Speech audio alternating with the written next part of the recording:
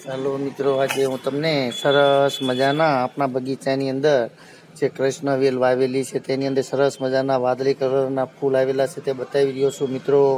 અત્યારે હાલ લગભગ બધા જ ફૂલ છોડો સાથે ફૂલ ખૂબ જ આવી રહ્યા છે મિત્રો. તો રોજે હું તમને એક એક ફૂલ બતાવીશ મિત્રો.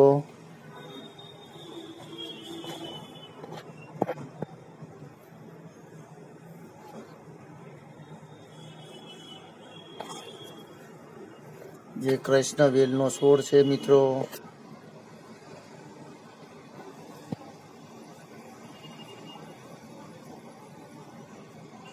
સરસ મજાના આવા કૃષ્ણવેલ સાથે ફૂલ આવતા હોય છે. હજી વેલ ખૂબ જ નાની હોવા છતાં પણ ફૂલ આવવાનું ચાલુ થઈ ગયું છે મિત્રો, તમે જોઈ રહ્યા છો.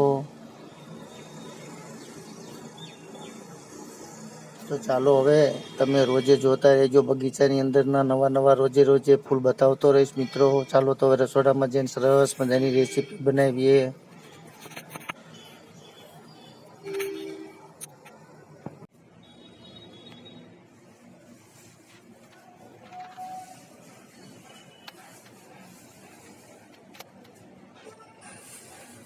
ચાલો મિત્રો, વાનેચા ફેમિલી વ્લોગમાં આપનું હાર્દિક સ્વાગત છે. આજે હું તમને સરસ મજાના વાટી દાળના રસાવાળા ખમણનો વિડીયો બતાવવાનો છું મિત્રો. તો ચાલો તૈયાર થઈ જાઓ. આજે આપણે સરસ મજાના વાટી દાળના ખમણ એટલે કે રસાવાળા ખમણ બનાવવાના છે. આગળ પણ આપણે ખમણનો વિડીયો મૂકેલો છે મિત્રો, પરંતુ આજે આપણે સુરતમાં પ્રખ્યાત એવા સરસ મજાના રસાવાળા ખમણ બનાવવાના છે મિત્રો. તો ચાલો તૈયાર થઈ જાઓ. તેના માટે આપણે 4 થી 5 કલાક સુધી ચણાની દાળ અને 2 ચમચી ચોખા અંદર ઉમેરીને સરસ મજાનો કરકરો લોટ કરીને આપણે પલાળીને રાખેલું હતું મિત્રો. જે સરસ મજાનો આથો આવી ગયો છે ખીરાનો. તો ચાલો હવે આપણે સરસ મજાના વાટી દાળના ખમણ બનાવીને રસાવાળા બનાવશું. જે તમે પૂરેપૂરો વિડીયો જોઈજો, કારણ કે તેમાં રસો બનાવવાની ખાસ ખૂબી હોય છે મિત્રો. સ્વાદ પણ ખૂબ જ સરસ આવતો હોય છે. તો ચાલો આજે પણ આપણે સરસ મજાના વાટી દાળના ખમણ એટલે કે રસાવાળા ખમણ બનાવવાના છે. પૂરેપૂરી રેસીપી જોઈજો મિત્રો.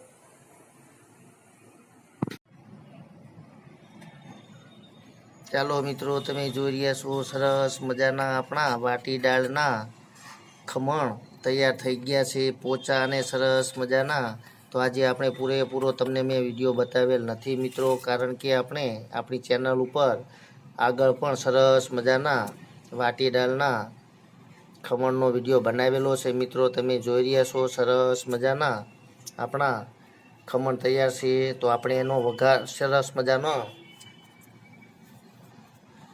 રસાવાળા ખમણ બનાવવાના હોવાથી તેનો વઘાર હું તમને બતાવીશ મિત્રો, કારણ કે આજે આપણે ફક્ત રસાવાળા ખમણની જ રેસીપી બનાવવાની છે મિત્રો.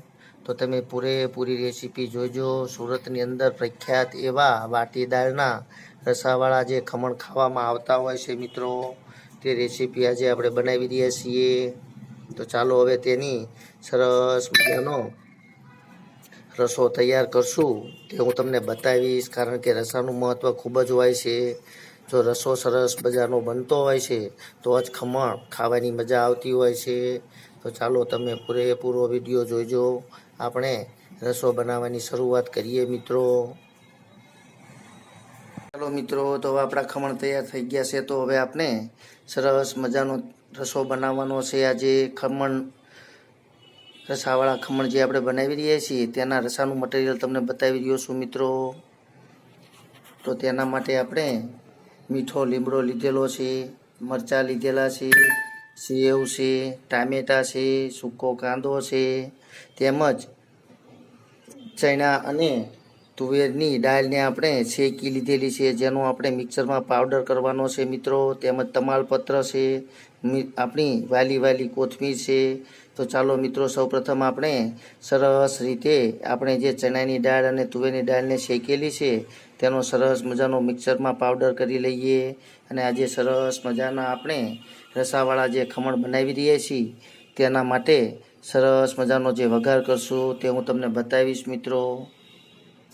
તો ચાલો હવે આપણે સૌપ્રથમ દાળને વાટી લઈએ.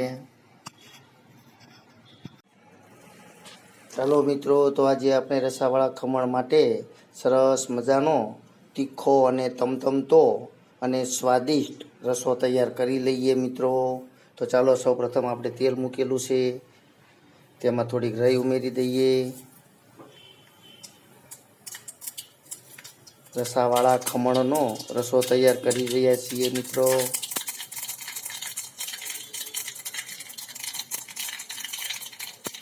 થોડો મીઠો લીમડો નાખશું અંદર, એક તમાલપત્ર, 1 ચમચી હિંગ, તેમજ આપણે ટમેટા અને મરચાંનું જે કટિંગ કરીને રાખેલું છે તે પણ ઉમેરી દઈએ મિત્રો.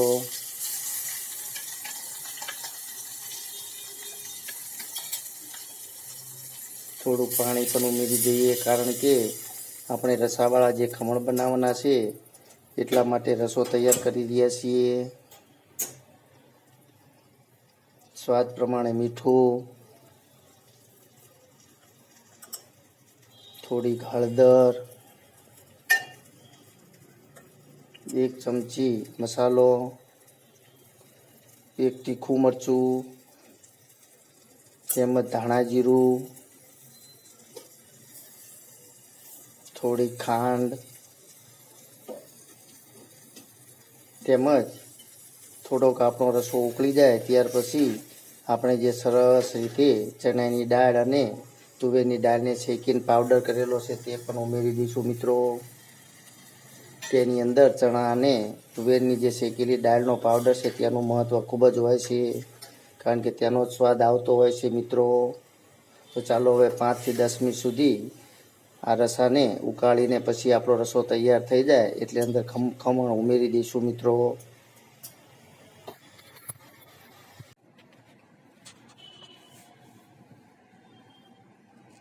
ચાલો મિત્રો, આપણા સરસ મજાના રસાવાળા ખમણ તૈયાર થઈ ગયા છે, તમે જોઈ રહ્યા છો.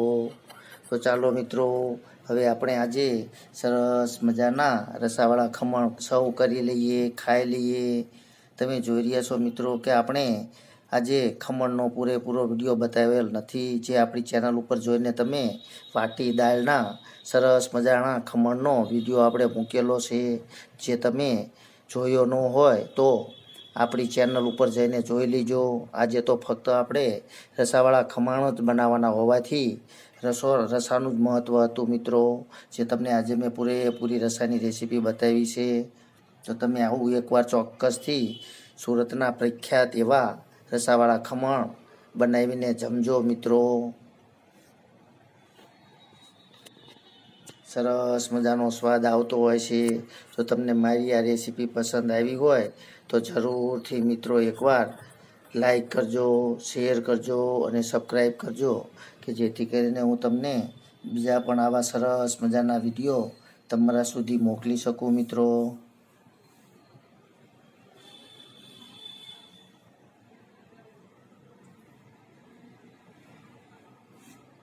ચાલો મિત્રો, તો આપણે હવે સરસ મજાના આપણા રસાવાળા ખમણ સર્વ કરી લઈએ, જમી લઈએ.